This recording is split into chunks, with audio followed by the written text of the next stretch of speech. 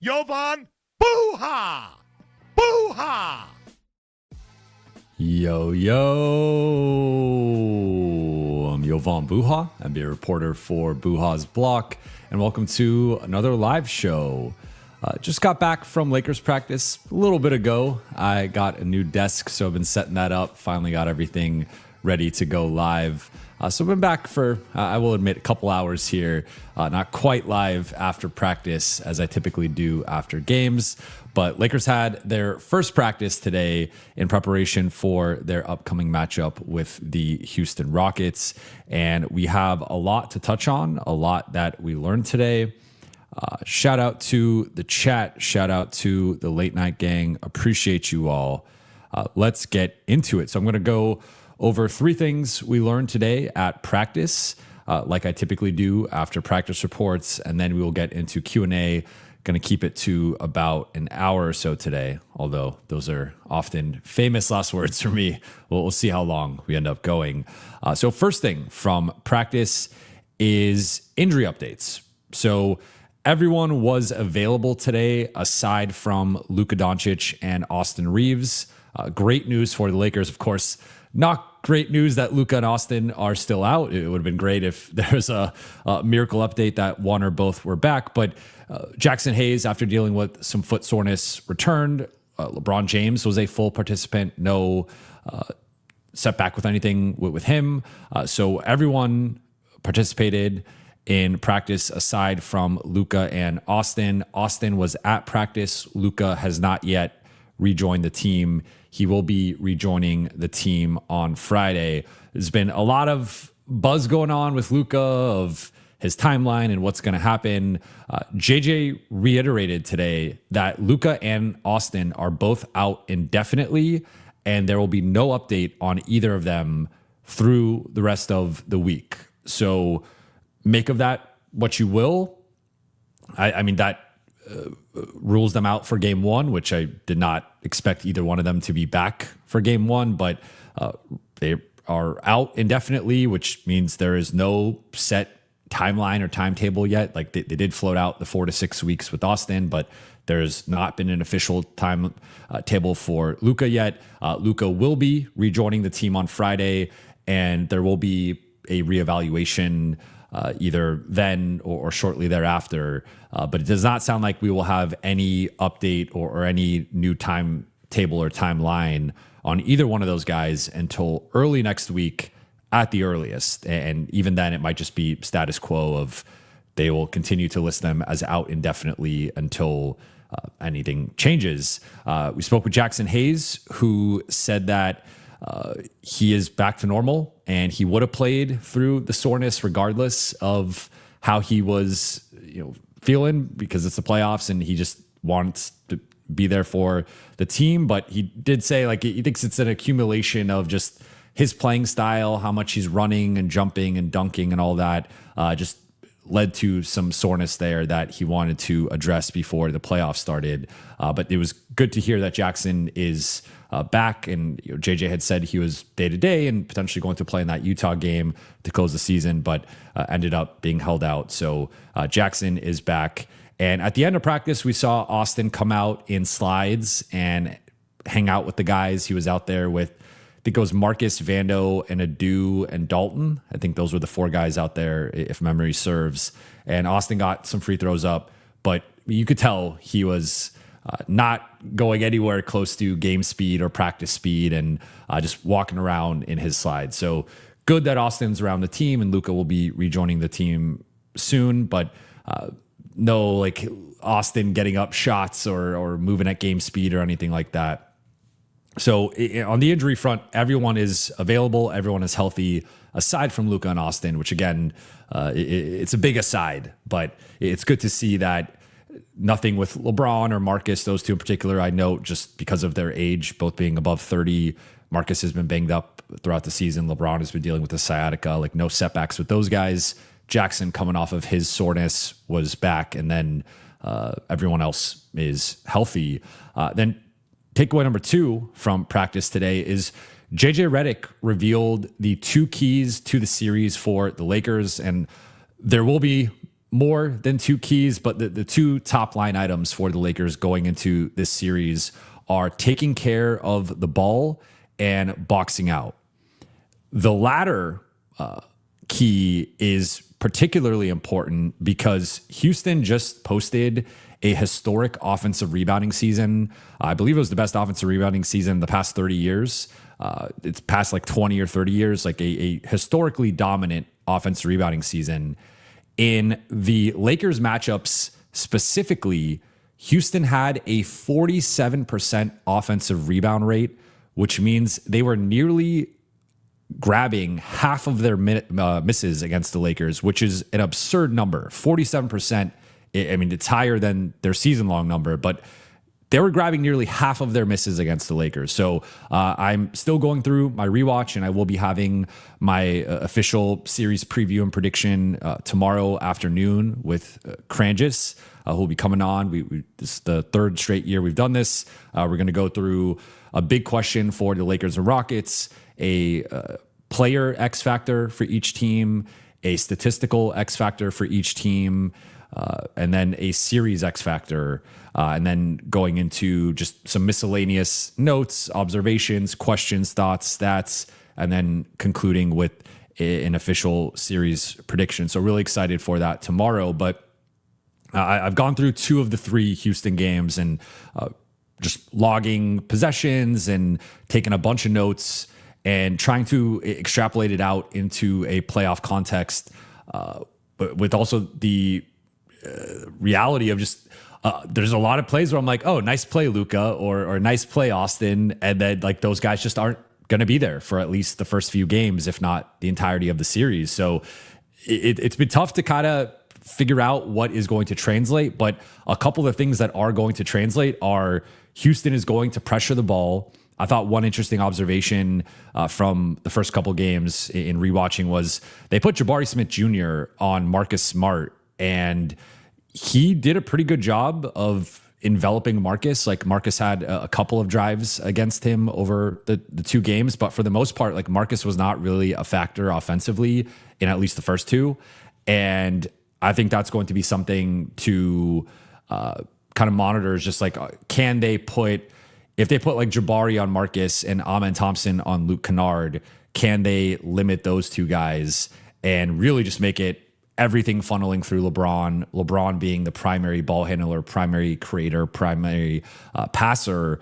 And if Houston's able to win that battle, I think that drastically reduces LA's chances of extending the series and or pulling off the upset. But boxing out is going to be a huge thing because I mentioned the 47% offensive rebound rate, but JJ noted this, and I'm not sure how he calculated this, but he said on the season, like I guess this is some possession metric, Houston was fourth in scoring chances. And so I don't know if that's like simply, maybe it's as simple as like just field goal attempts per 100%. I don't know what that number is stemming from, but JJ said Houston was fourth in scoring chances on the season, and the Lakers are 21st. So there's a big gap there in the possession battle of Houston forces a lot of turnovers. They were top 10 defense, and they also dominate the offensive glass. So the Lakers have to take care of the ball and have to box out. And speaking of boxing out, the Lakers open practice today with a box out drill because I asked JJ about the 47% offensive rebound percentage and just how much of an emphasis that is for the Lakers going into game one and how the Lakers are going to be preparing for that. Are they preparing for that in practice? And JJ gave a great answer on that going into the box out drill that they went through. And he said that was the only thing LA did today that was an external focus. So similar to last season, they did a similar schedule last year from like a process perspective, which now brings us into takeaway number 3. We learned the approach for the Lakers in terms of how they're approaching each practice this week. So the Lakers will be practicing. They practice today, they'll practice Wednesday, they'll practice Thursday, and they'll practice Friday. So they're getting 4 practices in leading into game 1.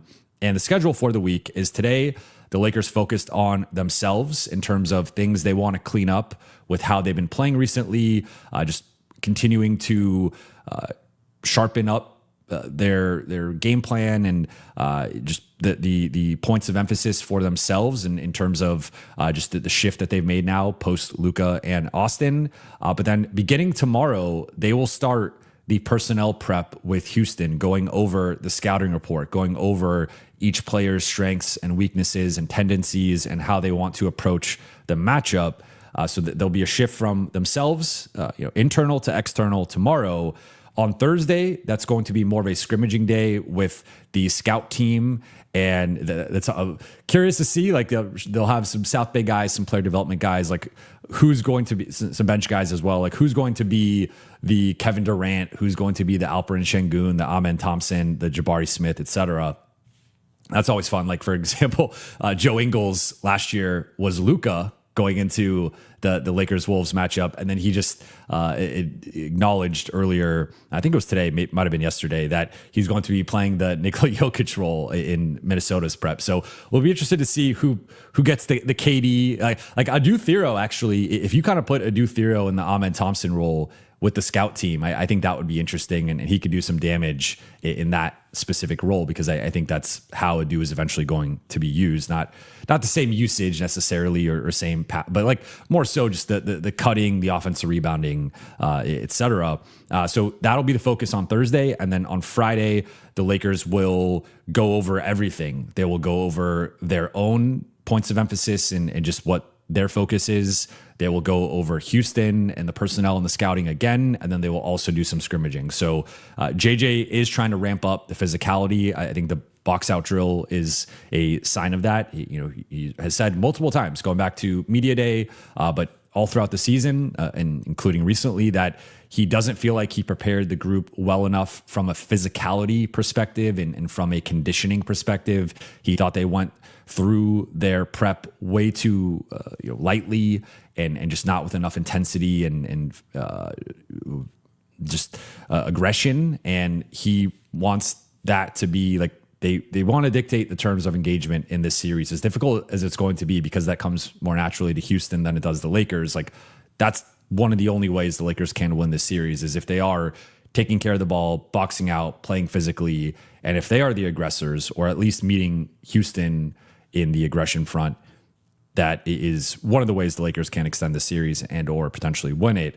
So I thought it was interesting to hear, though, that even with LA focusing on themselves today and it being more about their own, just what they're trying to do, he did add in the boxing out, because that is going to be such a swing factor in this series.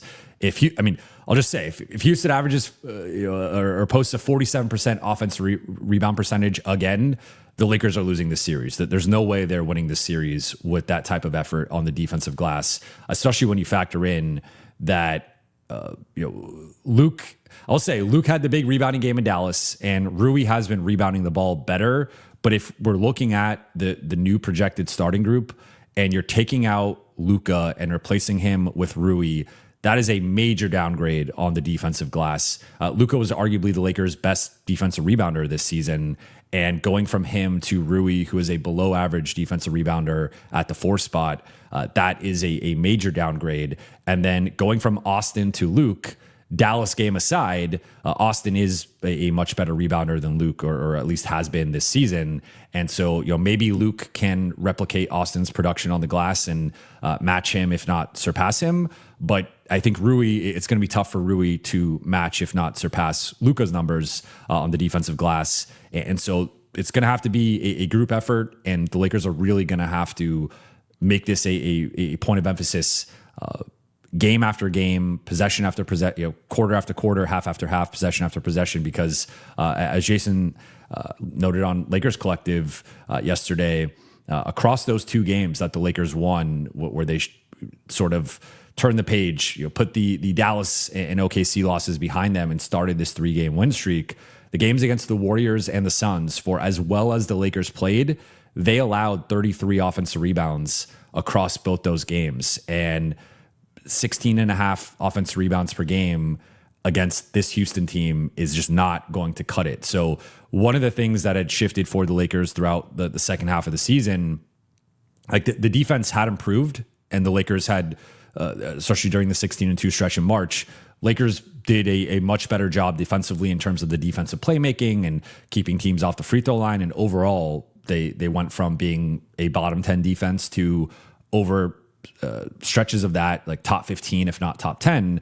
One of the areas they have slipped, though, over the second half of the season or final third of the season had been defensive rebounding. And again, that's going to be such a key in this series. The Lakers have to do a better job defensive rebounding than they did over that final half to third of the season. And them being a below average defensive rebounding team coupled with Houston's strengths, it's just like that's going to be too much to overcome. So I think given how much of an emphasis this already is for the Lakers and that this was the one thing that JJ implemented today from a Houston perspective, I think the Lakers will be ready for the fight. Now, they don't have the same size or athleticism that Houston has, so they are going to be at a physical disadvantage from that perspective, unless they're just playing jumbo lineups the entire time and going with like one of Marcus or Luke.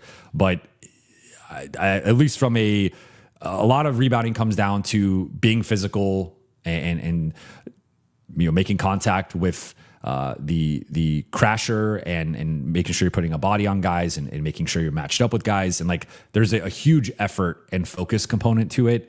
And so, yes, if Amen Thompson and pick your non-center Laker are going for a loose ball, Amen Thompson's probably going to win that battle because he's quicker and he is more athletic. But if you are even preventing him from getting that run up from 18 feet or wherever, and you're putting a body on him, that's where I think you can limit some of those. So Houston's going to get some offensive rebounds because that's just their makeup, and they have a great nose and knack for that. But if the Lakers can reduce that 47% to even like 30%, 25%, which is still relatively high, but relatively decent, like I think that'll go a long way in terms of them swinging the possession battle and this being more of a series played on their terms rather than Houston's. But with all that said, let's get into the Q&A. I'm going to add this one. Okay. Moad, thank you for the super chat. KD choking versus Marcus Smart again. Luka back games 3-4, LA in 7. That would, if those first two things happen, I think that last thing is very much in play. I think KD is going to have a good series. I think the key for LA is to limit him from, like, KD is KD, and I think he's a proven enough playoff performer where I expect a baseline level of production of he'll be somewhere between 25 to 27 points, 7-8 rebounds, 4-5 assists, and pretty solid shooting percentages. But the key, in my opinion, is can you limit him? Can you keep him to having a good series and not a great series? I think if LeBron is matching, if not surpassing KD, the Lakers have a great chance of extending the series until Luka and or Austin can return, assuming they can at some point.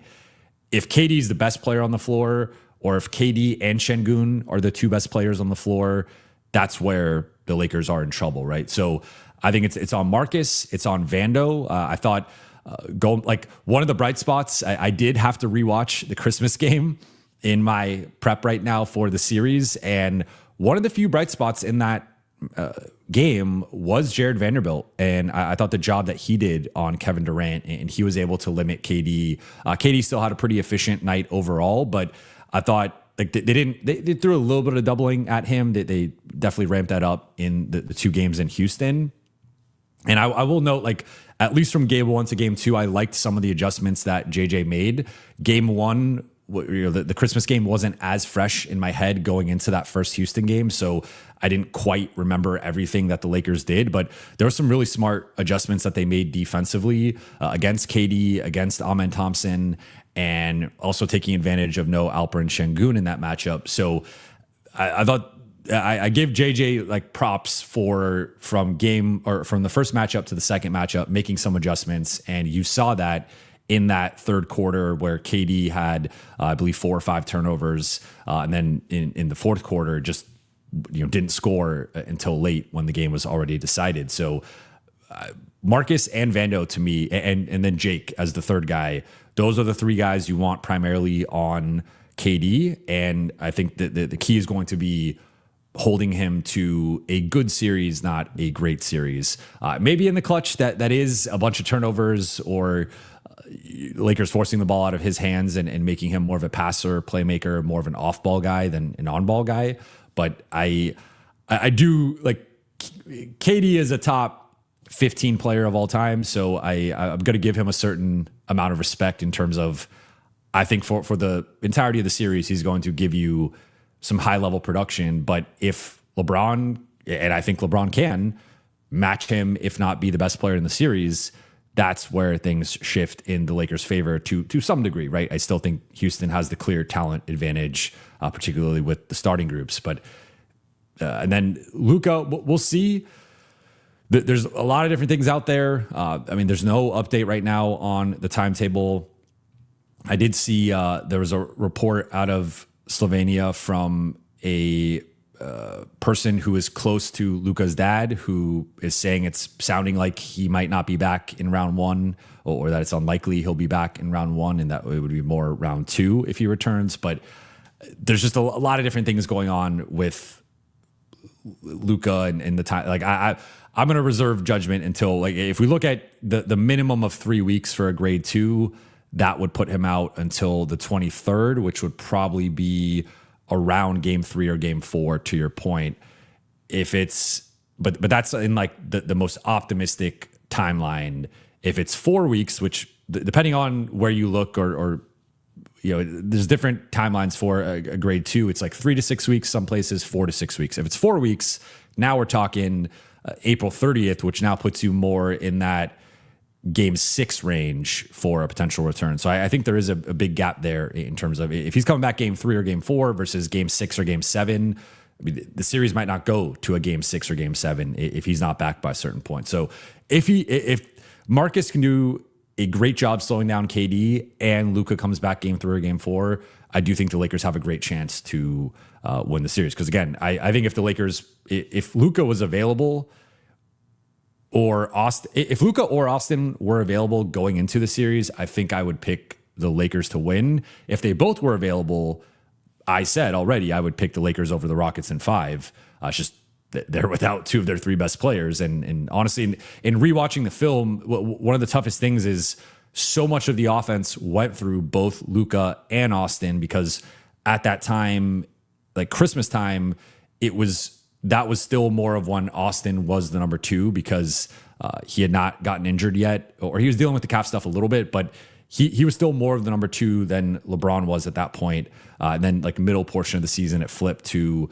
Austin missed a bunch of time, but then when he came back for that month, LeBron was the number 2, Austin was the number 3. And then again, during the Houston portion, it had shifted back to Austin being more the number 2, LeBron being more the number 3. So it's really weird because LeBron's in an entirely like off-ball role for most of the first 2 games, and he's feasting in transition. He's feasting on screening and rolling and post-ups, and the Lakers will have a bunch of that for him.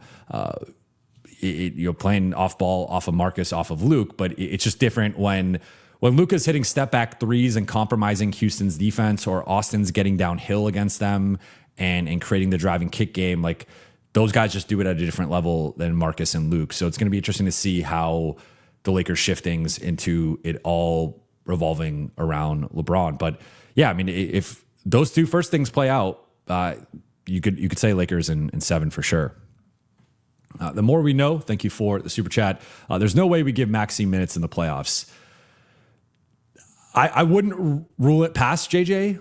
I'm interested. I think right now, my read on the situation is there's a top 8, which is the likely starters of DeAndre Ayton, LeBron, Rui, Marcus Smart, and Luke Kennard. Then you have Jake LaRavia, Jaxson Hayes, and Jared Vanderbilt. That's your top 8. And JJ, again, today said that the Lakers are going with 9. And maybe I could have added that in the practice observations, but we're here now. JJ said the Lakers are going with 9 guys. They have a 9th guy in mind, but he would not divulge who that 9th player is, which makes sense. My read is that it's between Maxey, Bronny, and Nick Smith Jr.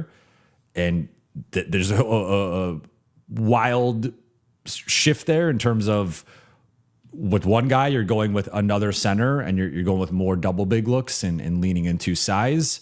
With the other two guys, you're going with two small guards and you're bolstering your backcourt, but you are giving a couple of guys for, like, if those guys are switched on to Kevin Durant or Alperen Şengün, they're going to score or get fouled, or the Lakers are going to have to send a double, and then that's opening up creases in the defense. So it's like, do you want to go with another big and keep the size and play more double big lineups? But like Maxey, I would say, has not been quite the same player that he was a couple month ago. I'd say more so like a couple months ago. Or do you go Bronny, who the Lakers have been grooming for a potential rotation role, or Nick Smith Jr., who they just added? And that's more of an offense-defense thing where Bronny has had the flashes on offense, but I think his value has been more so on the defensive side and just being able to pressure the ball and switch across, I think more so either backcourt spot. With Nick Smith Jr., it's the offense, right? And he, the shooting and the ability to do maybe some like guard or inverted pick and rolls with LeBron and then him popping out, or him slipping and that allowing him to get downhill and then create opportunities for other guys. Like there's different ways the Lakers can use him offensively. So I'm not sure. Like I kind of think right now it's Bronny, because that Utah game felt like a dress rehearsal, and Bronny was the first guy to enter between Bronny, Maxey, and Nick Smith Jr. So if we take JJ at face value, and the Lakers, like, you could say maybe there's some gamesmanship from the Lakers, or they're not necessarily telegraphing what they're going to do or want to do. I just think at that point, with only a few games left in the season and them having to remake their identity to some degree, if they were going to go in a different direction with that ninth spot, it would have made more sense to do that with the bench minutes. And if you look at the recent bench minutes, Bronny's often been, especially with Jaxson out now, like he's often been the second or third guy in terms of minutes played off the bench. So that would seem to indicate that Bronny is going to be the ninth guy. But JJ also acknowledged that there is going to be adjustments, and that what they think or hope is the ninth guy in game one might not be the ninth guy in game 2 or 3 or beyond. So I'll say, like, I think Maxey will play at some point. I don't know if he's going to start as the ninth guy. Maybe DA or Jaxson is struggling and they feel like they have to go in a different direction. Like, I don't think Jaxson played that well in the first couple of games and was giving up some offensive rebounds and stuff. I like some of his switching out on the perimeter, but going up against Şengün and Capella, those guys were pushing him around a little bit. So maybe there's something there where if Jaxson isn't playing, if the Rockets are switching, neutralizing Jaxson, not giving him the lobs, and then Capella or Şengün is pushing him around on the offensive glass, maybe they go to Maxey as let's at least give him a shift and see how he performs. So I think he'll play. I guess to answer this, I think he will play at some point in the series. Will he play more than a shift? Will he be a full-time rotation player? I don't have a clear read on that right now, but I think Maxey will get some minutes at some point. Christopher, thank you for the super chat. 25-26 splits versus LAL, points per game, rebound per game, assists per game, true shooting percentage. Amen Thompson, 24 points, 10 rebounds, 5 assists, 64% true shooting percentage. Alperen Şengün, 21 points, 8 rebounds, 7 assists, 77% true shooting percentage. That he says 77% not a typo. LAL had no answer for them all year. What to do? Great question. And this is where I think some people are. Jabari Smith is and I'll bring it back to Amen and Alperen Şengün in a second. But the reason I'm bringing up Jabari Smith is because I think he's a polarizing and divisive player to some degree. But I think if you look at, like, if we agree that LeBron and KD are basically a wash, you could lean into LeBron as the best guy in the series or KD as the best guy in the series. At least like the version of LeBron we've seen these last few games. I think he's in that conversation against KD. If we just put those two guys to the side as like the 1-2 in some order in this series, Alperen Şengün is the third best guy. Amen Thompson is the fourth best guy. That's without even these specific averages against the Lakers. Like that's just from a pure talent, skill, production. Alperen Şengün was an all-star this year. Amen Thompson is an all-defense candidate and just really grew this year as an on-ball playmaker, shot creator, etc. I mean, he was thrown into a role that he was not really supposed to play as the lead initiator for them. Like he split it to some degree with Reed Shepherd and Kevin Durant. But once Fred VanVleet went out, Amen Thompson got handed the keys to the offense and he became their de facto point guard to a degree. So those guys are 3 and 4. I would put Jabari Smith fifth. And yes, that's putting Jabari Smith over Marcus. That's putting Jabari Smith over Rui. That's putting Jabari Smith over DeAndre Ayton. For the season, Jabari Smith averaged 16 points and 7 rebounds. That's better production than any of those guys. I also think in this matchup specifically, like he does kind of remind me of Rui a little bit in that can be a little spacey at times defensively, isn't always boxing out. Like he is maybe the guy you can pick on a little bit, but he's 6'9", 6'10". He's got long arms. He's athletic and he knows how to leverage it well. And I mentioned like putting him on Marcus. He's got 6 or 7 inches on Marcus and can really disrupt him with the length where Marcus isn't that, like Marcus can't really back him down, post him up. And then he can kind of give Marcus a little bit of space where Marcus isn't going. I mean, Marcus might take a contested jumper in his face, but he shouldn't be taking contested jumpers in his face. And Marcus doesn't have like the shake or wiggle in his game necessarily to just like blow by Jabari Smith. So I think point being that Houston has 4 of the top 5 players in the series. And now can the Lakers have like the next 3 or 4 best players with Marcus and DA and Rui and Luke? Maybe. Like could all those guys outplay Tari Eason or Reed Shepherd? It's conceivable. I think Reed Shepherd also gave the Lakers some problems in rewatching the film. Like he's a water bug who they just didn't have. Like they tried Jake LaRavia on him a bunch, blew by Jake multiple times. They started switching a little bit. Was able to create some space against Jaxson and DA. So.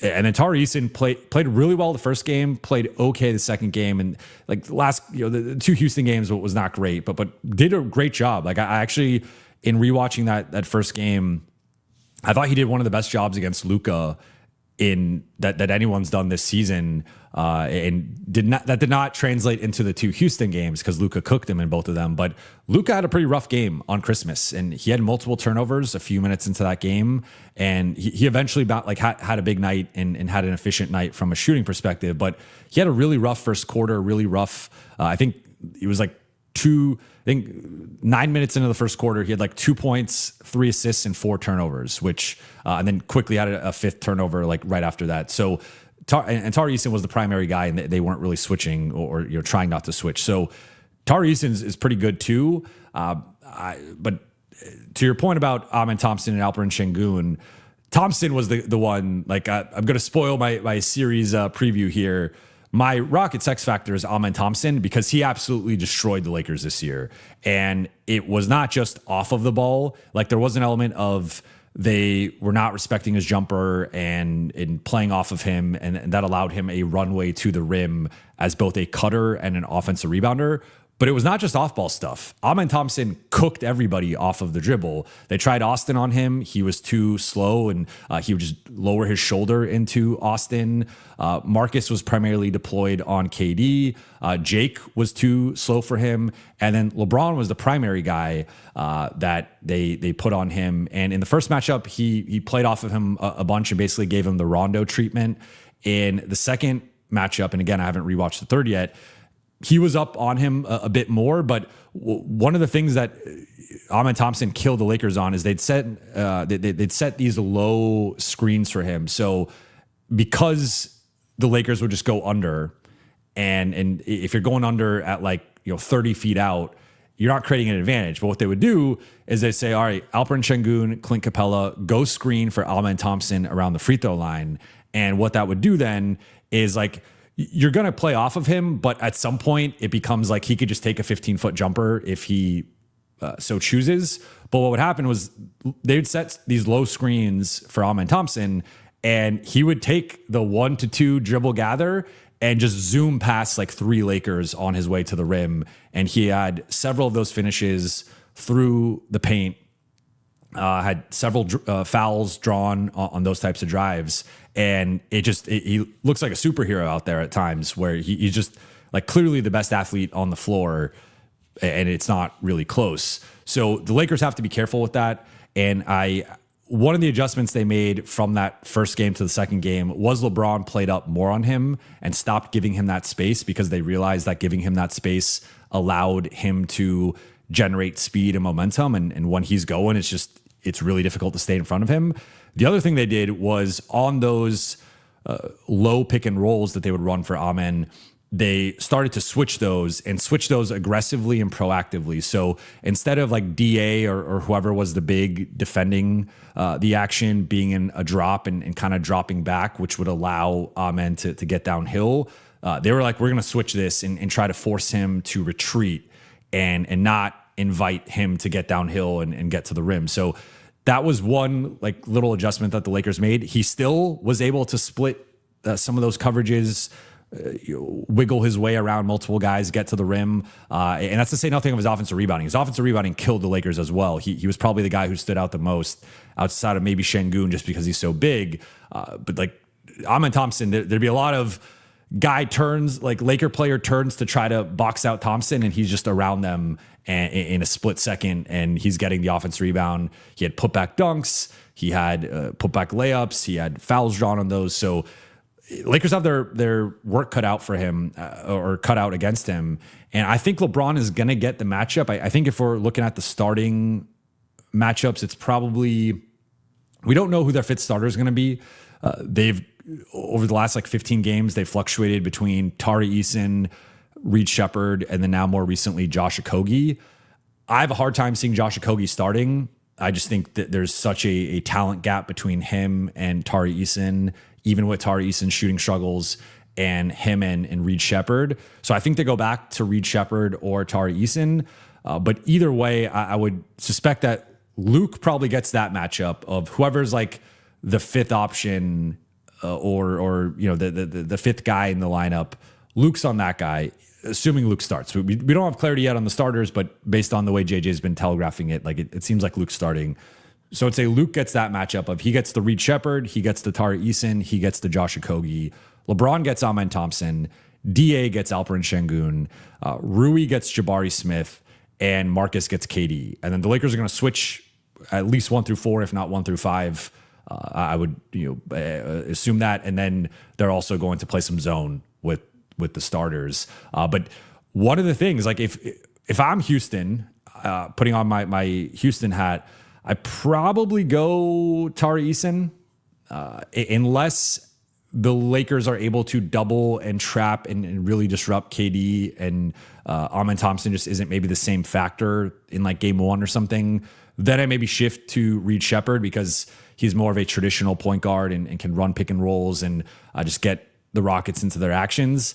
But I think Tari Eason, especially for the LeBron matchup, like you could put Jabari Smith on LeBron, but I think LeBron's a little bit too strong for him.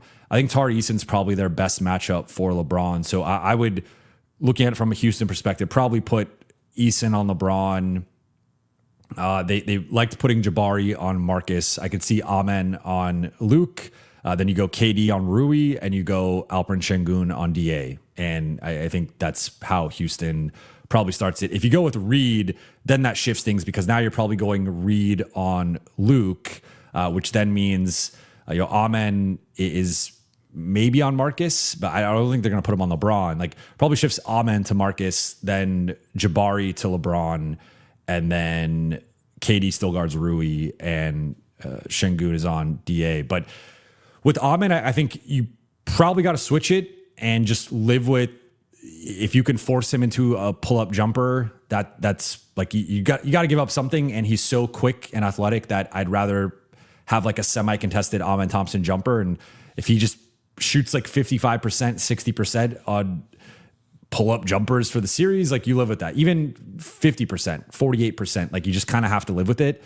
With Şengün, it's a little trickier because I didn't love the DA minutes against him, at least in the Christmas game. I haven't rewatched keep reiterating that. I haven't seen the third game yet. But I thought Şengün as a hub, a lot of pick and rolls with him short roll playmaker, him as an hub around the elbows or top of the arc, and then also just him taking DA off the dribble and putting him in the spin cycle. He loves those spinning moves and then getting into the paint and just flicking up his little hook shot or floater. Like I thought DA was able to contest him a little bit, but to your point, like he did dominate in nearly average a 21-point triple-double for the series on great efficiency. So yeah, I mean, with Şengün, I think it's got to be selective doubling. I think there are spots on the floor you can double. Like one of the things that I thought Houston did a great job of in the Christmas game that they weren't able to do as great of a job of in that second matchup was keep the ball in the middle of the floor, because it's much more difficult to double in the middle of the floor. And if you do, it's quick reads to either corner or a cutter or whatever. So whatever Şengün is on the elbow, or if he's in the post, if he's more shaded toward one side, I think you can double and load up and zone up against him.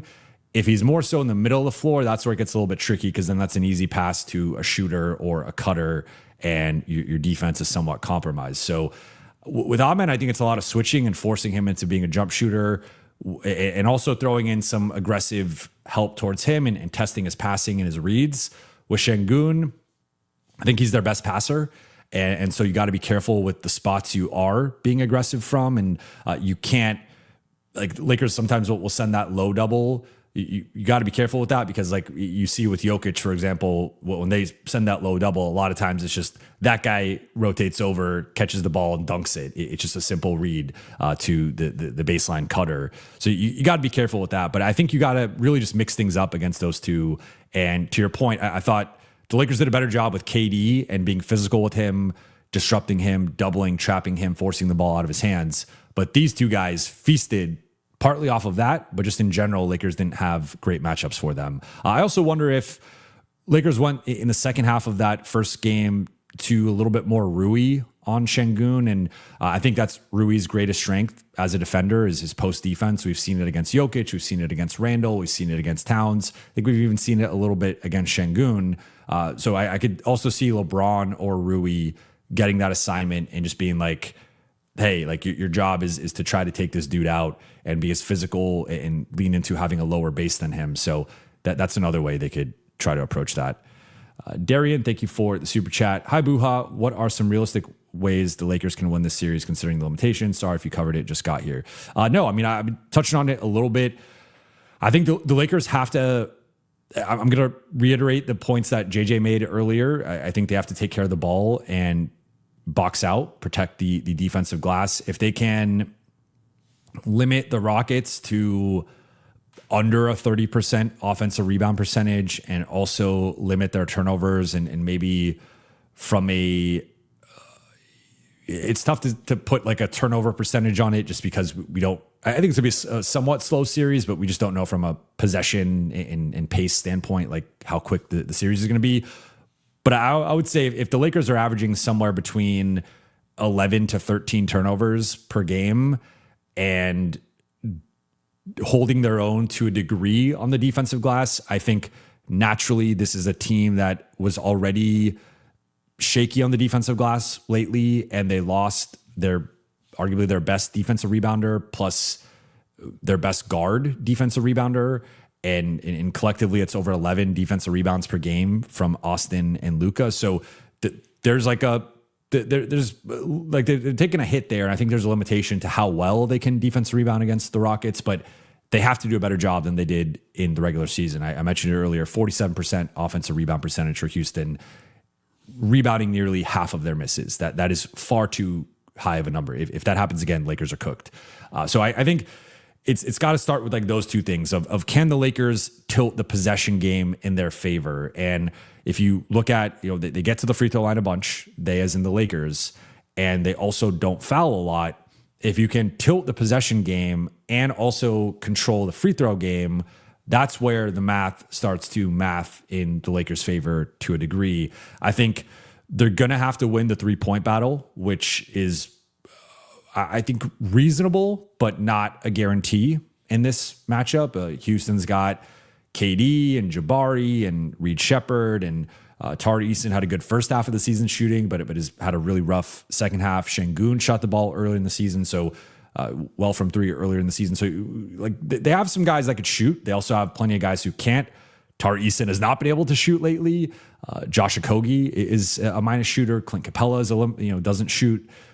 Şengün can shoot, but is sometimes a reluctant shooter, and his shot is kind of fluctuated. So they have guys you can, and then Amen Thompson obviously is a minus shooter. So they have guys you could cheat off of. I think if I'm the Lakers, I'm really packing the paint and just saying, you're not getting into the paint. You are, or if you do get into the paint, you're running into a wall of 4 or 5 dudes. And when you miss, we are having all 5 guys in the paint, and that's like your best chance to protect the defensive glass and prevent offensive rebounds. Or even if you are giving up offensive rebounds, it's different if it's 2 guys in the paint and Amen Thompson is skying in against a guy or 2. If it's 5 guys in the paint, then you could block or foul or contest if a guy's like right there at the rim. But I think in general, like taking care of the ball, holding their own on the glass, and then I also think like the free throw battle and the shooting, if the Lakers can have, and they shot the ball much better over the final couple, 2-3 months of the season, if they can, from 3 specifically, if they can like shoot the ball well and hold their own in the possession game, that's where I think the Lakers have a chance here. If you want like more specific things, I think you got to limit KD. He is just one of the best players of all time, one of the best scorers of all time, and you don't want that dude getting into any rhythm or going off consistently throughout the series. I also think the Lakers, as I mentioned earlier, I think the Rockets have 4 of the 5 best players in the series, but that's on paper. You actually have to play the series, right? And going into last year, the Lakers were favorites and they ended up losing in 5. So we can make our predictions and projections on paper of how things currently look. And there's also just the element of we don't know if Luka or Austin's coming back. But with at least how things look, Houston does have a serious talent advantage. However, that's only if like every player plays up to their norms or plays up to their potential. Maybe I have a tough time seeing KD, Şengün, and Amen Thompson not being 3 of the 4 best players.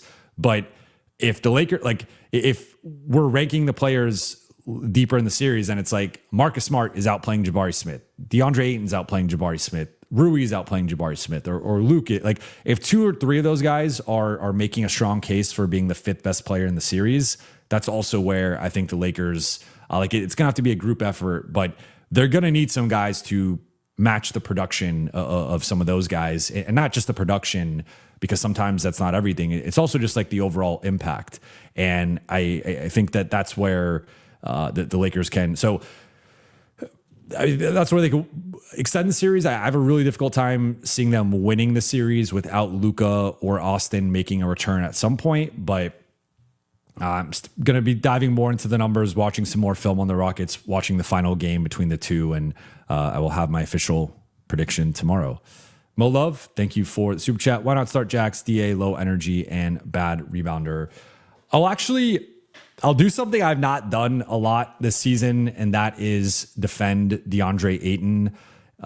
DeAndre Ayton's a better rebounder than Jaxson Hayes. And now, from an energy and motor perspective, yes, Jaxson, possession to possession, plays harder. He naturally has more energy. He naturally is a higher motor player than DA. But DA is bigger and stronger than Jaxson. And when he wants the rebound, when he wants to box out, when he wants to exert himself physically, it's like, I mean, just look at some of the matchups against like Jokic, for example. Watch DA battle Jokic and watch Jaxson battle Jokic. It's just, they're 2 different weight classes, like literally different weight classes. And so I actually think and I made this point now a couple times, both on here and on Lakers Collective, that this is more of a DA series than a Jaxson series. And it's partly because of DA's ability to rebound the basketball and be a more physical presence. Like I think he matches up better with Alperen Şengün than Jaxson does. In rewatching that, the first game, and this is a good thing for the Lakers that he's out. Like Steven Adams sneakily killed the Lakers in that Christmas game, and he was a big swing factor where he just came in, he's moving dudes, including Jaxson, like 2-3 dudes out of the way, and he's grabbing offensive rebounds, he's finishing over guys. Like Steven Adams was clearly a massive loss for Houston, but I also think in this matchup specifically, them not having him is a big blow. But putting Steven Adams aside because he's not going to be a factor in the series, like Clint Capella had his way with Jaxson in some of those bench shifts. Now, he also had his way with DA in some of those initial shifts. And as we talked about in the last question, Alperen Şengün has been able to do whatever he's wanted offensively. But I still think DA's the better rebounder. It's actually, in my opinion, one of the few things he does better than Jaxson. I think there's actually, in general, I think you can make a case that Jaxson is the more stable player than DA. And in general, you can maybe make a case for him to start. I think with the context of this matchup and what the Lakers need, I do think DA, if he is engaged and if he is focused and if he's locked in, which I would hope he is going into a playoff series, going into a contract summer for him, that you're going to see the best version of him, at least from like an effort and energy standpoint. But look, that's like, as I just said, with the talent disparity between these two teams, that's on paper. If DA comes in and lays an egg in the first shift and lays an egg in the first couple shifts against Houston, I have no issue with the Lakers pulling the plug immediately and not only moving him to the bench, but potentially just benching him entirely and just being like, dude, we needed you and you weren't ready for this. Like we're going Jaxson, Maxey, and small ball. And if the Lakers get swept or lose in 5 because they had to bench DeAndre Ayton and sort of send a message of like, you're not going to be a part of this anymore, so be it. Because I just think at that point, if he's not ready for that first shift of game 1, then like, what was the season about for him? This was supposed to be a reclamation season for him. He's had moments of reclamation, but I would not classify, like he was great for the value of the contract. I don't think he was great just through the pure lens of like a starting center perspective. I don't think, I think to me, he's more of a backup center at this point of his career. And some of the lows that he had this season were inexcusable and just really detrimental to the Lakers. So if he doesn't come out and bring it at a certain level, I don't think they're going to move on from him in game 2, but that's where my headspace would be at. It's like, DA, you have to prove it immediately. Otherwise your role is going to shift quickly.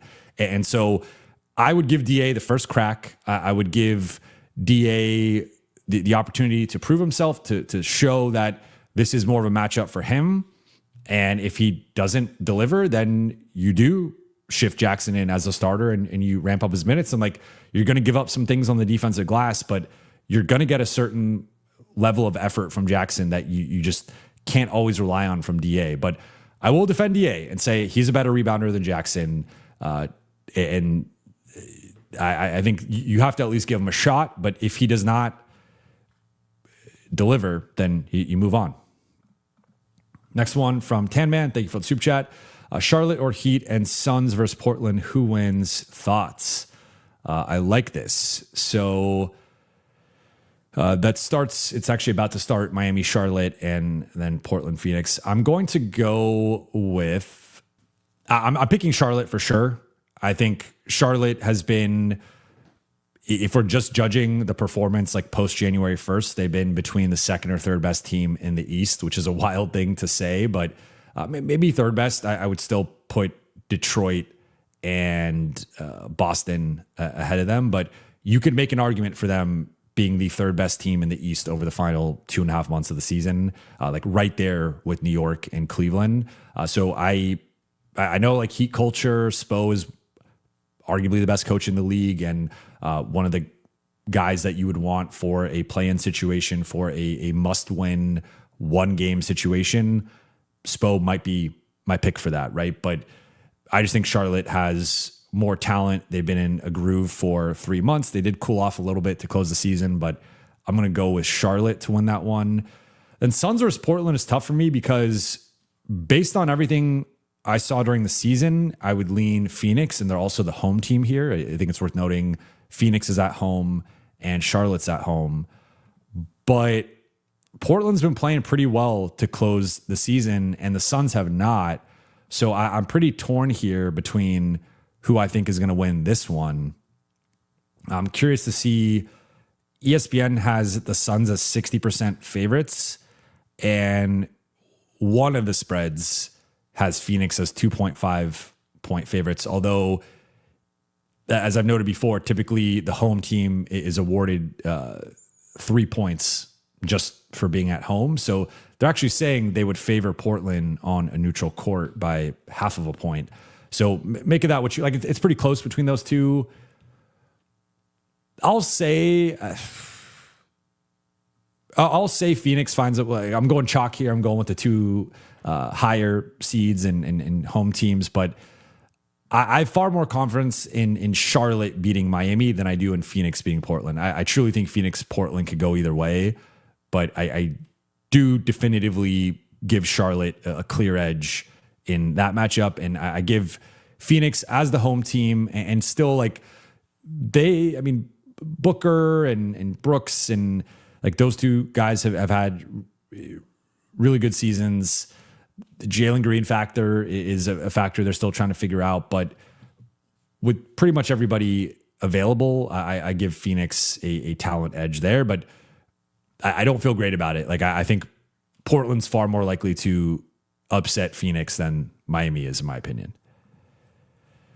Marco, thank you for the super chat. What's good, my Serbian brother? Any unique lineups JJ can throw out to give them any kind of edge? Great question, and shout out to you. Wonder, are you watching from Serbia? Are you watching from somewhere else? But shout out to you. I think this to me is a series where the Lakers have to try a little bit of everything, and doesn't mean they have to stick with what they try, but at least I would test small ball, and I would test, and probably small ball against Capella, not against Şengün. And even when we say small ball, my version of small ball here is LeBron, Rui, and Vando as your three front court players. So you're still 6'8", 6'9" across the board there. And if Vando's battling Capella, I think that is a matchup that Vando can hold his own in. If LeBron is battling Capella, I think that's a matchup LeBron can hold his own in. So you still have a certain level of size and athleticism and defensive rebounding there in the front court. I'm not talking super small, but I think there might be some opportunities, especially with the bench groups, to if you can play, I talked about this a couple shows ago. If you could play Şengün off the floor in the clutch, I think that's a huge win for the Lakers. I don't think that's going to happen. I think they're going to have to keep Şengün on the floor, but they played him off the floor last season late in they had a March matchup against the Rockets where they attacked Şengün, LeBron in particular, but also Luka, and they were able to play him off of the floor. And I believe the Rockets closed the final 6 or 7 minutes of that game without Şengün on the floor, went with an all wing lineup, and the Lakers ended up winning that game. So if you could do that, or to a lesser degree, play Capella off the floor and just be yo, when Clint Capella's on the floor, we are attacking him relentlessly and we're going to play him off the floor. That negates some of their size and rebounding advantages. And if they're forced to just play Şengün plus a bunch of wings, that does tilt things a little bit in the Lakers' favor, in my opinion. So I would have a small ball look that I go to at some point just to kind of test it out. And if you go to it for 3 minutes and it doesn't work, you move on and you don't necessarily have to go back to it. But I at least want to see what that looks like. But I also would like to see them go the opposite way and go with the jumbo look. And one of the looks that they had used in the regular season that they kind of went away from, but have gone to still a little bit, is the LeBron with the big banshees, I'll say. And so some form of LeBron, DA or Jaxson at the 5. I'd throw Vando in there. and then I would go like Jake and Marcus. And there's going to be some spacing and some offensive challenges with that lineup. I will acknowledge that from the jump. And again, maybe this lineup does not work and you move on from it after 3 minutes of seeing what it looks like. But a jumbo lineup where Marcus is the only guy under 6'7" or 6'7" in that lineup, and you have your three best perimeter defenders in Marcus, Jake, and Vando out there, and then you have a center with LeBron. So LeBron's going to run the offense. Marcus can be that secondary playmaker. You have Jake and Vando spotting up around that, which again, Jake, Vando at a center, very problematic from a spacing perspective. But if the Lakers are trying to turn this into a war to some degree, and like they're going to kind of have to, I don't think they're going to be able to play like the prettiest basketball in this series. If you're going to inevitably get into a war with Houston, you're going to have to lean into your soldiers that can actually go to battle from a physicality and energy and effort. And so if I'm thinking about LeBron plus the four guys in the rotation I would feel the most comfortable with, it's Marcus and Jake and Vando, and then it's either a really engaged DA or it's Jaxson. Just, Jackson's going to give you a certain baseline there. So I would like to see some of that, of just LeBron plus a bunch of dudes, and they're going to play smash mouth basketball. It's going to be ugly on the offensive end, but defensively, they're going to be huge. They're going to be able to switch across, especially if Jackson's in there. I think you could switch across 1 through 5 and get away with that. And then they could also play some zone.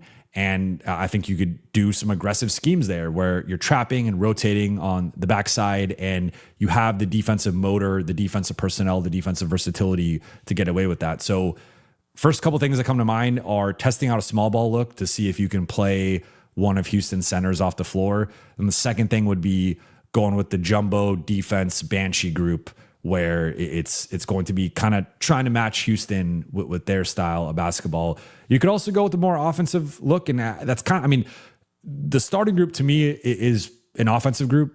I think if you look at, if we're ranking the Lakers' top 5 offensive players in the series, I think they're all their starters.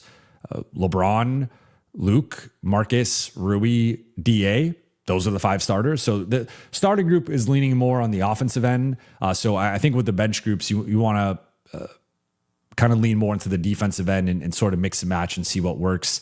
I would also say like my favorite non-LeBron group would probably be something like Luke, Marcus, Rui, Jake, and Jaxson, something like that, where you maybe keep. I kind of like LeBron and DA together because I think LeBron brings out the best in DA, and there's a natural chemistry there. And LeBron, especially like DA, has those flashes into the middle of the paint where LeBron loves to hit him, and he could hit him in the pocket. He could hit him out of the post. And so I sometimes feel like DA is a little bit more engaged when he's playing with LeBron. And so if you're kind of pairing those guys together, then I think you need Marcus and Luke out there to run the show offensively. Then you have Rui in there as a spacer and as a guy who could attack from the post or mismatches. And then you also have Jake out there for the defense. I mean, you could go Jake or Vando, but Jake is a better spacer than Vando. And then you go with Jaxson, and you could unlock him with Luke or him with Marcus. So that's maybe my favorite non-LeBron lineup. Which is, I mean, you could go with DA too, but it's basically the starters with like Jake in LeBron's place. That's like a kind of a framework I would think of it as. But those would be some of the lineups I would throw out. I don't have like a great answer here because I just think it's Lakers have like 8 to 9 guys that they're going to play, and your 5 best players are starting. Then you have a 6th guy in Jake, and like you need to lead into those top 5 or 6, and then you extend it to Jaxson and Vando too. But I think it's going to be a pretty condensed rotation and like mixing and matching relatively similar lineup archetypes. Jay, thank you for the super chat. My simple breakdown for LA to win this series: Braun has to be Braun. Role players have to shoot 38 to 40% from 3, and LA forces Amen to hit open shots.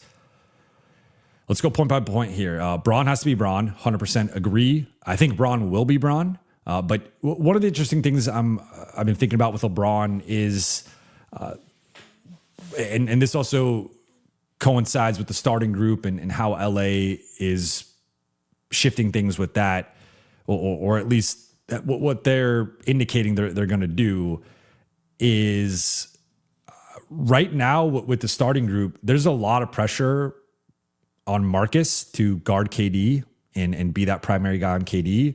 There's a lot of pressure on DA to be a rim protector and to be a defensive rebounder.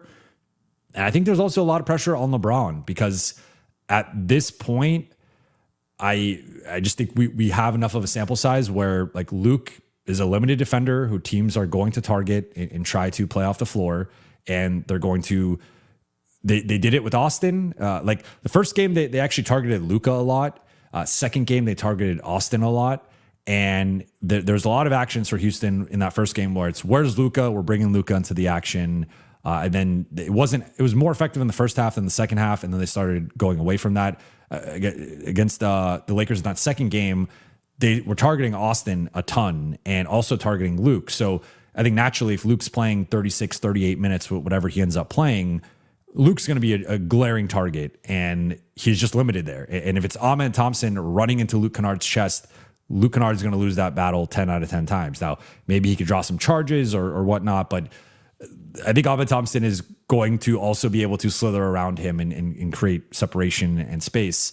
And then KD, I mean, we've seen the movie of the Lakers just letting their small guards switch onto guys like KD.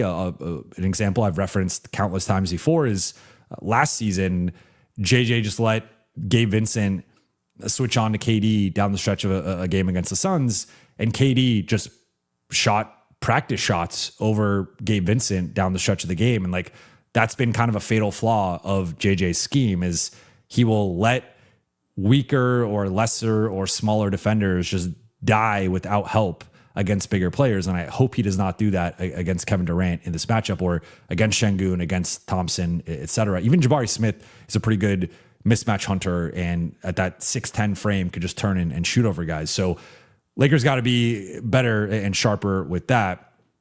But Braun is going to be Braun, and point being with LeBron was just that I wonder how much they could ask from him defensively, and that's where I think Jake and Vando are going to have to play maybe a little bit more than even anticipated, just because I don't think you could ask LeBron to be a giant usage player and also defend at like an all defense level. That at this stage of his career physically, I don't know that he could do both of those things. I think he could do one or the other, and the Lakers are going to need him to do the offensive end, but they will need to support him defensively. That's one of my concerns. But LeBron, I think, is going to be LeBron. He's going to put up the production that he's been putting up lately, and he could easily be the best player in the series. I think it's going to be between him and KD.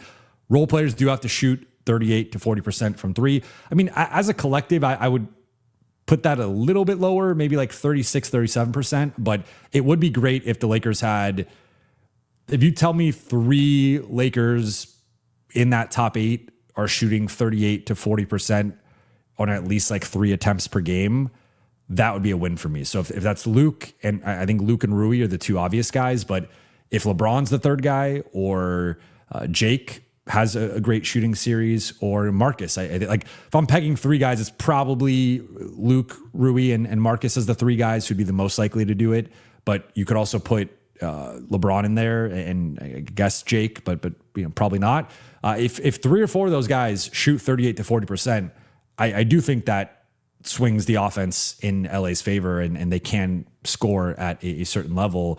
And then I'm with you. It's cat and mouse game there with Amen, because Amen isn't going to just take, like, one thing I really like about his game is he's not going to just take jumpers. Like some guys they take like offense to you're playing off of, like, or even like a Vando, where I think Vando kind of has to do it to make the defense try to be more honest. Like Amen will pass up those shots and try to attack in a different way. And like, I like that he doesn't get like forced into doing anything necessarily. There will be an element of course, if he's like a weak side guy, ball gets swung to him, he's going to shoot it. But if you look at most of his attempts in the games against the Lakers, did not take a lot of threes, did not take a lot of long twos. Pretty much everything was 15 feet and in. And if that's where he's living, that's where he can kill the Lakers the way that he did in the regular season. But I would agree with you that if LeBron is LeBron, the role players shoot well, and the Lakers can force Amen to be less effective and more of a jump shooter, that is part of the pathway to winning the series. Day off, Irene, thank you for the super chat. Jovan, how do reporters talk to the players? Can you talk to them freely, or do you have to request to talk to them? For example, if you want to talk to AR after today's practice, can you just come to him? Great question. I'll work backwards here for a second. Injured players don't talk to the media. They only talk to the media when they are set to return. So we have not talked to Austin since we've not talked to Austin or Luka since the OKC injuries. So the way that works, I mean, I was not there in OKC to talk to them anyway, but the way it works with an injured player is if a player gets injured in a game, they do not have to talk to the media that game. They can if they want to, but they almost never want to. They're always in a crappy mood, and maybe they're going to get testing or whatever. So they don't talk to the media that game. Then for however long they're out, like the one exception would maybe be like a really long injury, where if it's like a season-ending injury or it's an injury where a player is going to be out maybe multiple months, they'll do like, maybe they'll talk at practice or there'll be some press conference at some point or maybe they just talk to like the beat reporters and it's a more, it's a smaller press scrum. But if you're injured, you don't talk to the media. So today, for example, we would love to talk to Austin. When Luka comes back, we'd love to talk to them. Maybe the Lakers arrange that. Maybe those guys are open to it, but it's not league mandated that they have to talk to us when they're injured. Where that shifts is if they are returning, they need to be made available before they return. So if we get word it's 4 games in the series and Austin might play game 5, he would have to be available to talk to us before game 5. Same thing with Luka, et cetera. So that like they don't let you just like, I mean, you could list the guy as questionable or doubtful or something and maybe kind of finagle it a little bit, but they would have to talk for sure after the game. But the rule states that they would have to be eligible to talk to us prior to the game. As long as they're out and like ruled out, they don't have to talk. But once they become potentially available, they have to talk if we request them. Now, in terms of talking to the players, there's a couple of dynamics here. So there's practice and there's games. For games, you can talk to players basically whenever you are around them. So that could be on the floor. Like typically you will not interrupt a player's shooting warm up to talk to them, right? But maybe there's a moment, a lot of this is like reading the situation as a reporter, but maybe there's a moment where a guy is kind of on the baseline or something, and some guys will have headphones on, so you obviously don't interrupt that. But like, it also depends on the person. There's some guys you could talk to. There's some guys you can't in terms of like their warm up, where it'll throw them off or they'll get upset about something or whatever. So it's also like a kind of a player by player dynamic there. But some guys you could talk to pregame before their warm up. Some guys immediately after. They might linger. Like some guys beeline to the locker room. Some guys will go around talking to people, kind of shooting the breeze. So like. Games, pregame, that's kind of the dynamic. Then there's a after the home coach talks and then the road coach talks, the locker room is open for 45 minutes. So if you have locker room access, which is tier 1, which I have, you can go in the locker room and you can talk to guys. And now the way that works is the guys got to want to be open to talking, and you have to read that based on, sometimes guys are watching film on like an iPad or a computer. Sometimes guys have headphones in and are like eating something. So you don't interrupt them when they're going through their stuff. But sometimes guys are just chilling on their phone and like not really doing anything. And in that case, you go up to them and you either just kind of talk about whatever, or you might say, hey, I'm working on this story. Can I ask you a question about XYZ? And then it's up to them whether they want to do it. A lot of times guys will just say, hey, catch me after the game. The one downside to that is that if they get injured, as we mentioned earlier, or if they have a bad game, the team loses, then they might not want to talk to you. And that's where it can like keep getting pushed into the future. It's a lot of that. It's a lot of times, if the guy's not willing to speak, then it can often get pushed into the future. So that's like games, that's pregame on the court, pregame in the locker room, and then postgame, beat writers request who to speak to. And then if someone is not requested to speak, they don't have to speak. But if you have a good relationship with them, you could talk to them, or you could tell PR, hey, I'd like to speak to this guy. Can he talk to me one-on-one? And then you potentially get someone. So that's how it works with games.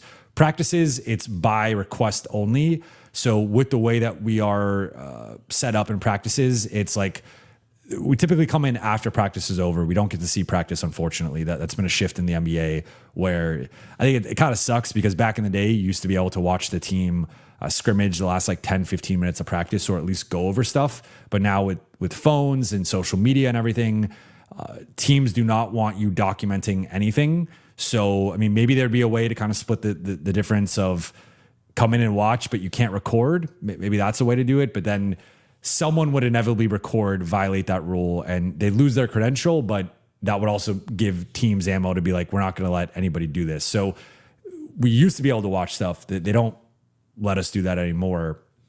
And like, they don't want anybody getting embarrassed either. Like, someone getting dunked on in practice, that goes viral. Guys are sensitive about that. So we're not allowed to watch really anything in practice other than them shooting free throws and like shooting drills post practice.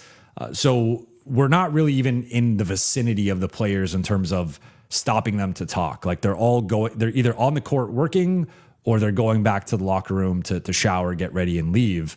Now, the exception with this is if you request to talk to a player through PR, they might set that up if the player's open to it. Or if a player talks in the scrum and you have a good relationship with them, you might be able to pull them to the side, which is called sidling, and kind of walk with them for a little bit and say, hey, I had a question I didn't want to ask you in the scrum. Can I ask you this? So that's like the general framework of how this all works. So you can talk to players and you can go up to them, but it's often, do you have a rapport with them? Do you have a relationship with them? Do they recognize your face? Are they mad at you for some reason? And maybe they don't want to talk to you. Did you ask a question they don't like? Did you say something, write something that they don't like? Then that changes the dynamic. But when injured players are out, they don't talk to us. So hope that it's a comprehensive breakdown of how that all works. Alma, thank you for the super chat. Hey, Jovan, great stream as always. It's imperative we win game one. Gives the players more confidence and guarantees at worst you go to Houston 1-1. Can't fall into a hole right off the bat. 100% agree. That was one of my opening thoughts with this series. I think if the Lakers go down, and I would even say to this point, I think it's more important to win game one than even win. Like, technically, you could go back to Houston 1-1 if you win game two, but I think there is something to winning game one where it puts some doubt into Houston's head. And Houston is already a team that we've seen unravel over the second half of the season. They did recompose themselves over they finished 9-1 over their final 10 games, had an 8-game win streak.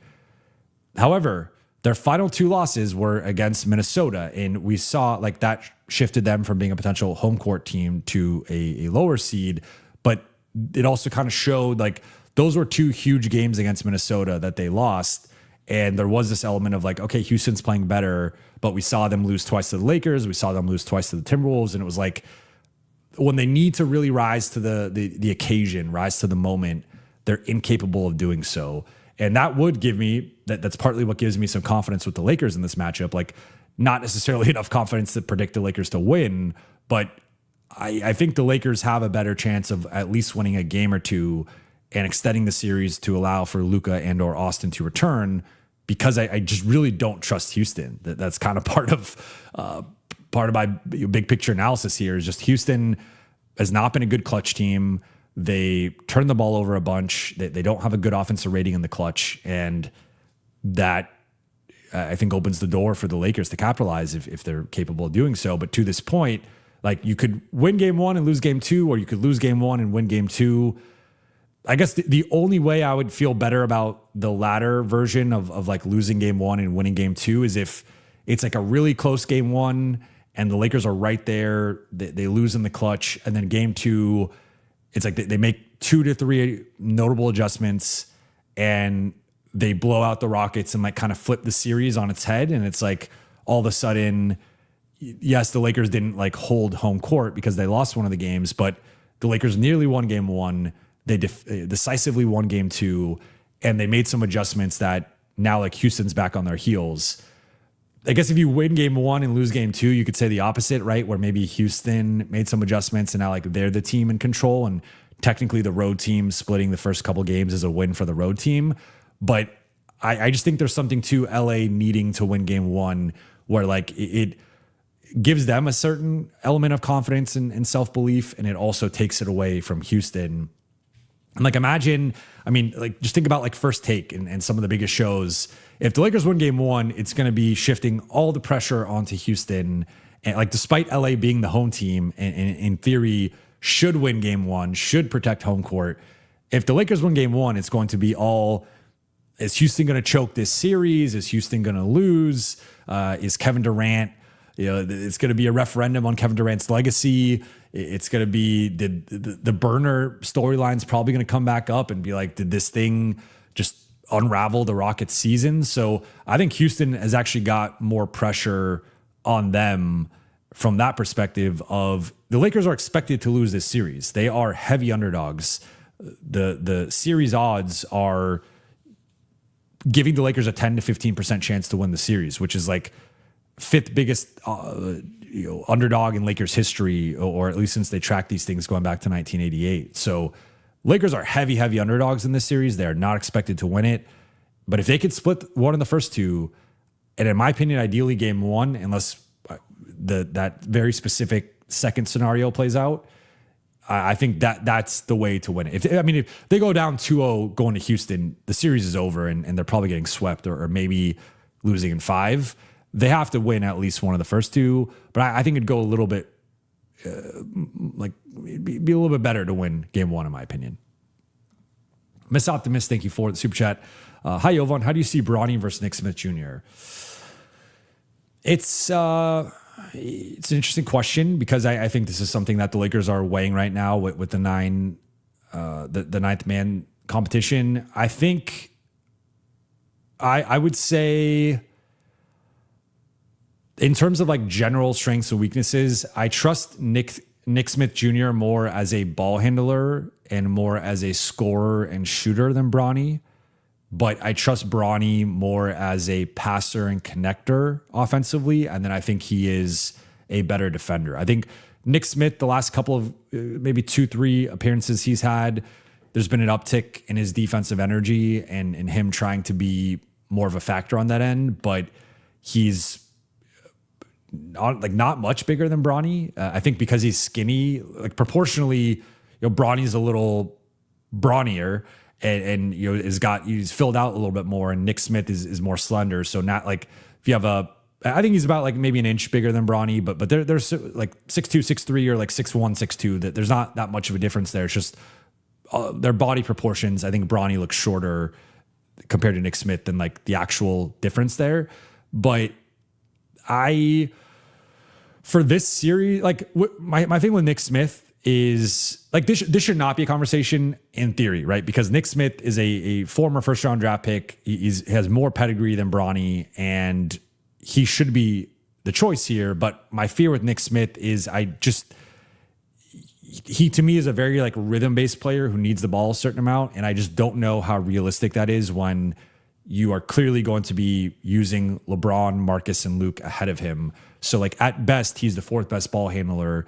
And I just wonder if he can catch fire any game, any quarter, any half. He can have his Lonnie Walker moment maybe, but I think he's a guy who like needs the ball a little bit to get into that rhythm. And I don't know how realistic that is. Where Bronny, I think there's an element of him being plug and play and him just being a connector out there. He has been more confident with his shot, with attacking offensively, and then defensively. I do think there's a decent gap between those two on that end. At the same time with Bronny, I don't think he's ready for a primary ball handling role. So I think you have to have 1 to 2 other ball handlers out there. Like I think about him handling the ball pressure against Kason Wallace. It's not the first time we've seen him struggle against ball pressure, and like struggle in the way of like guys can struggle against ball pressure, but then there's also like, I think there's been at times where it just looks like he should not be bringing the ball up like at all. And so that would be my kind of calculation here. Thinking about what the Lakers need. I mean, can Bronny give some good minutes against Reed Shepherd? And can he like lock into him defensively and match him with his speed and even, you know, he's more athletic than Reed Shepherd. So can he like hold his own in that battle? Or can Nick Smith Jr. Come out there and mentioned it, do some inverted pick and rolls where he's slipping the screens or popping out and being a catch and shoot guy, or a guy who can, he's probably going to be guarded by Reed Shepherd, for example, in bench minutes. And so can he draw Reed into the fray for LeBron, for Marcus, for, and I guess that's maybe Luke Kennard. I don't know how much of an advantage that is, but like one of the three ball handlers, can he bring Reed Shepherd or whoever's guarding him into the fray, and then also slip out of that, pop out of that, roll out of that, and then make plays out of that, whether it's for himself or his teammates. So I guess like I trust Nick Smith Jr. more offensively. I trust Bronny more defensively. I do have some concern with Bronny potentially passing up open shots or having some turnovers. I have some concern with Nick Smith Jr. on the defensive side, and also him maybe looking for his own shot at the expense of more reliable and safer offensive options. So like ideally, I don't think either one should be like, I would probably just go with 8. I've been saying that the last couple streams. Like I think I would just go with 8 guys.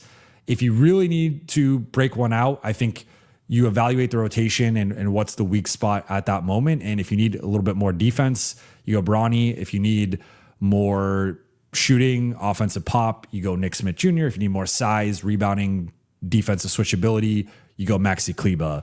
But I would probably start with 8 guys and then only build it out if you really need it. Doesn't seem to be the way that the Lakers are going. So right now, if I had to predict, I would predict Bronny is the 9th guy, but I think they'll have a quick hook with him where if he isn't playing well, they will go to Nick Smith or they will go to Maxi and shuffle in maybe different guys to see how that looks. But I think they're relatively close. I think they both have some clear strengths and weaknesses over each other. But for this series, I think right now Bronny has the edge based on the way that JJ's been using the rotation. A couple more here, then I'm going to wrap. An NBA Enjoyer, thank you for the super chat. Have you gotten asked post-game questions lately, Brate? I don't think I've heard you in a while. Do you still have same access besides where you sit? I've not been asking as many questions lately, but I still have same access, still tier 1. For me, I'm constantly battling, especially for the later games. Like it post game can go well over an hour. So if a game ends at 10, I'm not even getting out of there until 11. And then with my new commute with where I moved, it's like a 25-ish minute drive. So now I'm going back, getting home after 11:30, and like typically I like to take like 10 to 15 minutes to write out my notes and kind of decompress and like think about what I want to say and think about the game. And so now I'm going live almost at 12. So I typically will stay for JJ and then might go into the locker room for a little bit and then dip out.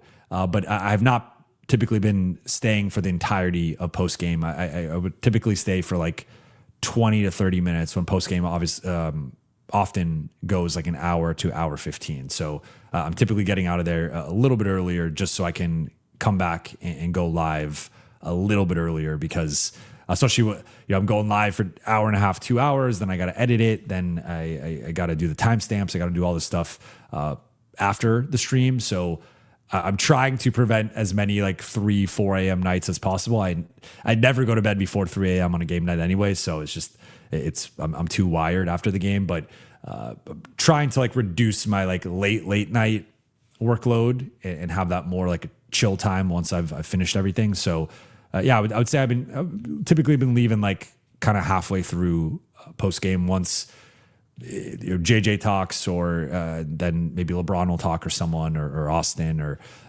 but I've not been as engaged or active with the questions. That is going to change now with the playoffs. I'm going to be, I was asking questions today. I'm going to be asking questions pre and post game. So you'll be hearing my voice more often, but I appreciate you're not the only person that's asked about that. And, I appreciate you guys tuning in for my questions, but I will be asking a bunch during the playoffs. Goated with the Riz. Thank you for the super chat. How many turnovers does DA cost us with Butterfingers? Well, let's just go to his turnovers per game. That'll tell you, because basically every one of his turnovers is a Butterfingers related. 1.2 per game. So I would say 1.2 per game. He actually was better with turnovers this year, like relatively. It was the lowest turnovers per 36 and turnovers per 100 possessions of his career, and technically second lowest turnover percentage of his career. But I think a big part of that was the usage dip, where he had by far the lowest usage of his career. So if you're not getting the ball as much, you are not going to turn the ball over. I think if you convert his usage to his career usage, which is usage this year 16.7%, his career usage is 20.5%. That's over roughly a 4% decrease. I think if you increase that usage, you would see his turnover numbers maybe be more like middling rather than lower. So I guess like I'll say a turnover and a half, because also sometimes they'll blame the pass. Like if DA is trying to get post position, LeBron throws him the pass and the ball sails out of bounds, but it's because DA did not establish the post position well or didn't catch the ball. That's a turnover on LeBron. That's not a turnover on DA. But in my opinion, that should be a turnover. That should count against DA, not LeBron. LeBron made the right read. He made the right call there. DA couldn't seal his guy and catch the ball. That should count against him, not LeBron. So I would say it's 1.2, but it's easily, in my opinion, like over 2 per game, because he often has like 2 to 4 passes at a minimum that he does not catch. Sir Haro, thank you for the super chat. I want to be optimistic, but getting 2013 Laker playoff run flashbacks. That's like the closest correlation here, probably, right? Is 2013 Kobe tears.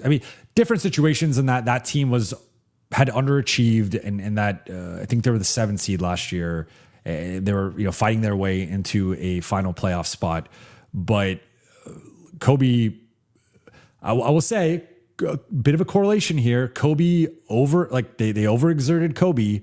Remember, he had a bunch of 40-minute, and even like he had some game. I think he had a game where he played like 48 minutes, if I'm not mistaken, like regulation minutes or close to that, 46 regulate. Like Kobe was playing low to mid 40s. They were overexerting him. He's in year 17. They're overexerting him because they needed him to win games and to make that late push that they made. He tears his Achilles, and then the Lakers are without Kobe and get swept. For what it's worth, the Lakers right now are this is the biggest underdog they've been in a series since 2013, and this series that you're referencing. So bigger underdog. Last year they were the favorite, but bigger underdog than even like 2024 Denver, right? Like looking at Lakers got swept in that previous series, and they were underdogs, but they were not anywhere close to being the same level of underdogs as they are right now. So yeah, that's, I guess, like the pessimistic view is this is basically 2013 all over again, where the series starts and it's like, oh yeah, Luka and Austin are out. You take the 2 leading scorers off the team, they're kind of screwed. And you could apply that logic to any team. Take the 2 leading scorers off and team's probably going to be screwed in the playoffs. But I'm not there for a couple reasons. I think this version of LeBron is better than Dwight Howard was in 2013, or at least better than Dwight in terms of like being able to lead a team. And then I would also say the Rockets to me are a team with a lot of self-inflicted errors and wounds, and like that 2013 Spurs team ended up being actually like one of the best teams to never win a title. They won a title the next year, but like best non-champions of all time. I mean, that 2013 Spurs group was incredible, right? And they arguably should have won the title over LeBron and Miami in the finals.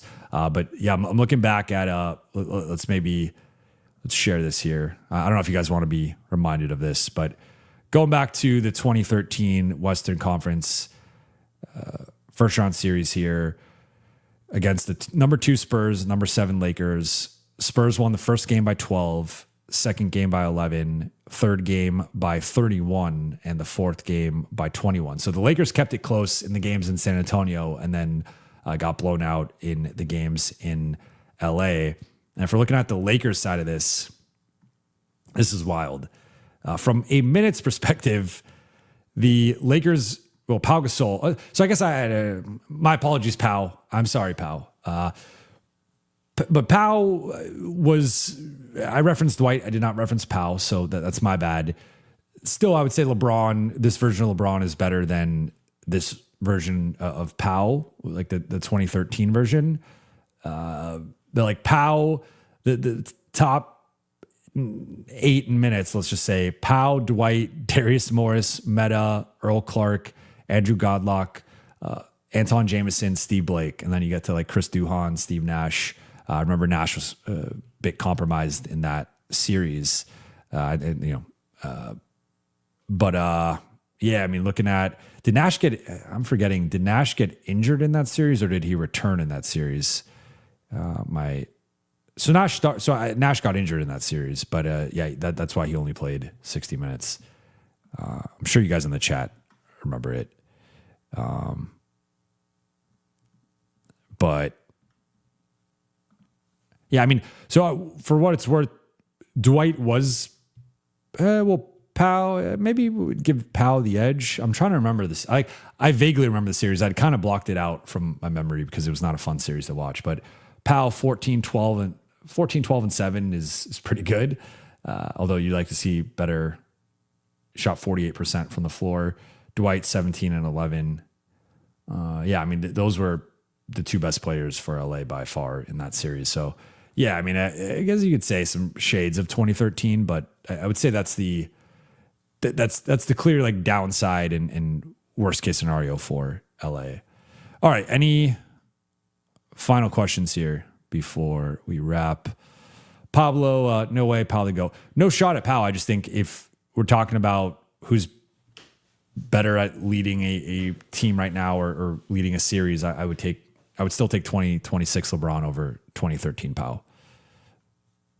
2 Sizzle says, merch gang. Yes, we got this is the second to last shirt I'm testing out. I'm getting the final shirt tomorrow and then gonna do one final run through each shirt and then make a decision, and hoping to be live on the merch front definitely before the end of the month, but ideally maybe a couple games into the playoffs. Darian, are you going to watch the playing games, Jovan? Yes, I know. What's the score? Charlotte's up. I am going to watch after the stream. Reaves says, Reaves Strongest Soldier, excuse me. Any team you're rooting for that isn't LA, I'm personally on Hawks FC for the offs.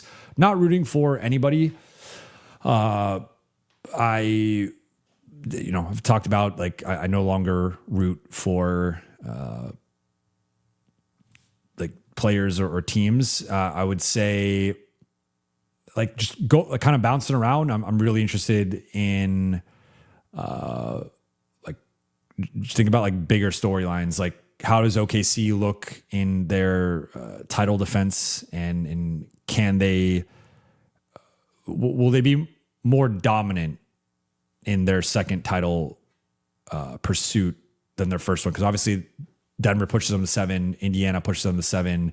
That's some moments there where they looked a bit shaky, a bit wobbly, and not as dominant as they were in the regular season. So I think that's going to be something I'm going to be closely monitoring.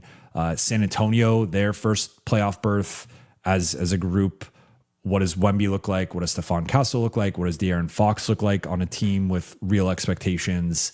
Dylan Harper, his first postseason. Denver, is it? I mean, you guys know how I feel about Jokic. We got the Serbian connection, so that's a situation I'm going to be monitoring closely. And I think they have a chance to be the second best team in the league when we look back at this, and maybe take OKC the distance, but we'll see what happens with Denver and if they can stay healthy.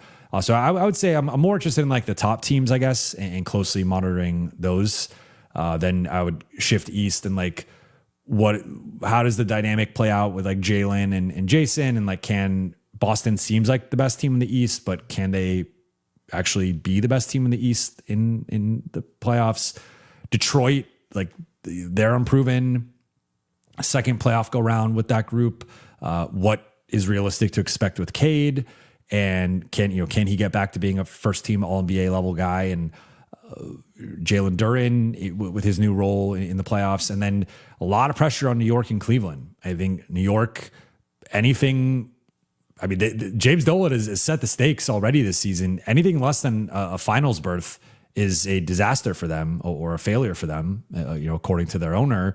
I think Cleveland has a lot of pressure to at least make the conference finals, if not go further. So you kind of have four teams in the East that I think all look at it where it's like at least the conference finals, if not finals. And only one of those, I mean, only two of them are making the conference finals. Only one of them is making the finals. You're going to have at least two teams really disappointed, and as many as three teams like somewhat disappointed. So it's going to I think the top four in the East, and then the three, I guess, top teams in my opinion in the West right now, outside of the Lakers and me covering the Lakers, like those are the other seven teams I'm going to be interested in, just because I think like Cleveland or New York, if they lose in round two, you could see some trades this summer. Detroit is kind of playing with house money on the one hand, because they were not expected to be the number one seed and win 60 games. But on the other hand, it's like you're here now, so you might as well expect to at least make the conference finals. Boston, it was supposed to be a gap year, but they're in a position now to potentially make the finals and have a competitive championship run. And then in the West, like OKC, they have to win the title, otherwise it's a failure.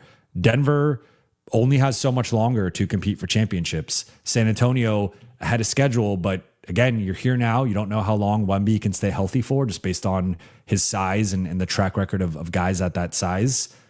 You should try to win the title now. So I think I'm more so like, I guess to whittle it down, I would say like the contenders, right? The teams that can at least make the conference finals or finals, really invested in those teams, just from the perspective of, I like great basketball, and I think there is going to be some ripple effects that also affect the Lakers, depending on how those situations play out.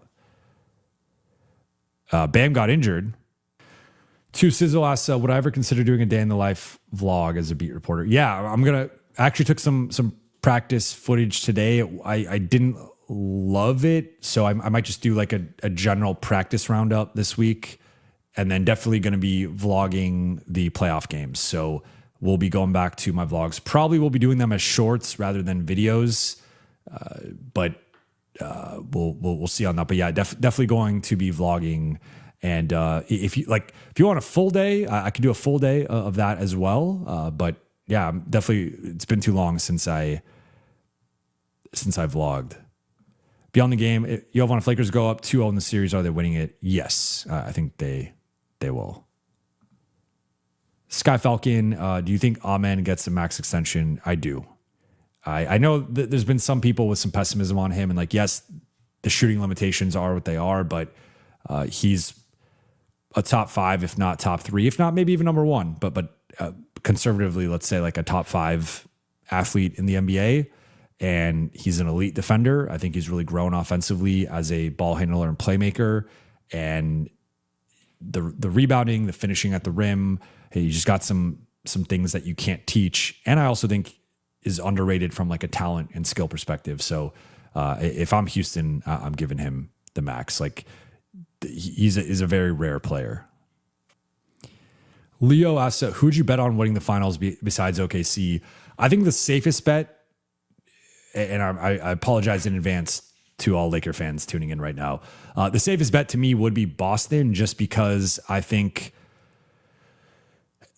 and maybe that's overrating Boston a little bit. I don't know. We'll see how it plays out. But because San Antonio and Denver have to go through each other and then go through OKC, like whoever wins that series, it's just, I think it's lower odds for those two, where you're, especially like looking at Denver's potential path.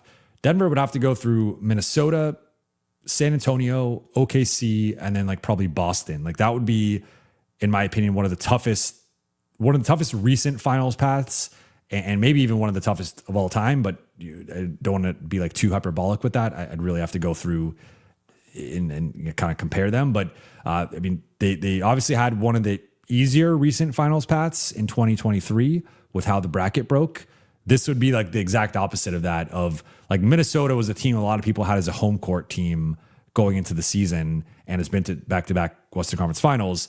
San Antonio popped out of nowhere as a 61 juggernaut, and then OKC is the defending champs who beat Denver last year, and then Boston obviously champs from a couple of years ago. But I think with Denver and San Antonio beating the crap out of each other in round two, and then having to somehow survive OKC in the conference finals, even if one of those two teams makes it to the finals, they might be so beat up that and tired that they might not be playing their peak basketball. Whereas like OKC is going to waltz to the conference finals, in my opinion.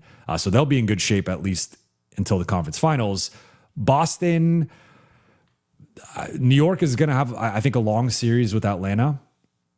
I think that could go 6, if not potentially 7.